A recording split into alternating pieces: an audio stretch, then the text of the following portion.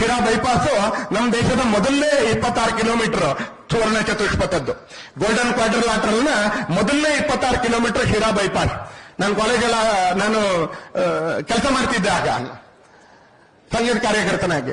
ಬೆಂಗಳೂರಿಂದ ಬೈಕಲ್ಲಿ ಹೋಗ್ತಿದ್ರು. ಅದೇನೋ ಒಂದು ಗೋಲ್ಡನ್ ಕ್ವಾಡ್ರಿಲ್ಯಾಟರಲ್ ರೋಡ್ ಆಗಿದೆ ಅಂತ ಬೆಂಗಳೂರಿಂದ ಬೈಕಲ್ಲಿ ಹೋಗ್ತಿದ್ರು. ಇವತ್ತು ದೇಶದಲ್ಲಿ ಕೇವಲ ಗೋಲ್ಡನ್ ಕ್ವಾಡ್ರಿಲ್ಯಾಟರಲ್ ಅಲ್ಲ, ಅದರಿಂದ ಮುಂದುವರೆದು ಚತುಷ್ಪಥನೂ ಅಲ್ಲ, ಷಟ್ಪಥನೂ ಆಗಿದೆ. ಅದ್ರ ಜೊತೆ ಎಕ್ಸ್ಪ್ರೆಸ್ ವೇಗಳು ಬಂದಿದೆ, ಅದ್ರ ಜೊತೆಗೆ ಗ್ರೀನ್ ಫೀಲ್ಡ್ ಹೈವೇಗಳು ಕೂಡ ಬಂದಿದ್ದಾವೆ. ಇವತ್ತು ದೇಶಾದ್ಯಂತ ಏನ್ ನೆಟ್ವರ್ಕ್ ನಾವು ನೋಡ್ತೀವಿ ಅಂತಲೇ ಅಟಲ್ಜಿ ಅವರ ಕಾಲದಲ್ಲಿ ಸುವರ್ಣ ಚತುಷ್ಪಥಕ್ಕೆ ಮೊದಲನೇ ಸಾಲಿ ಬುನಾದಿ ಹಾಕ್ತಾರೆ.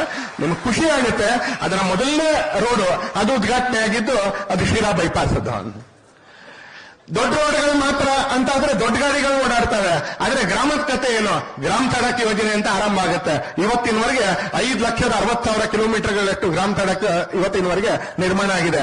ಯಾವುದೇ ರಾಜ್ಯಗಳು, ಯಾವುದೇ ಸರ್ಕಾರಗಳು ಕೂಡ ರದ್ದು ಮಾಡೋ ಧೈರ್ಯನೇ ಇಲ್ಲ. ಯಾಕಂದ್ರೆ ಅಷ್ಟೊಂದು ಪಾಪ್ಯುಲರ್ ಆಗಿರ್ತಕ್ಕಂಥ ಕಾರ್ಯಕ್ರಮ ಅಂತ. ಕಿಸಾನ್ ಕ್ರೆಡಿಟ್ ಕಾರ್ಡ್ ಅಂತ ಇವತ್ತು ರೈತರು ಪ್ರತಿಯೊಬ್ಬರು ಏನ್ ಉಪಯೋಗಿಸ್ತಾರೆ.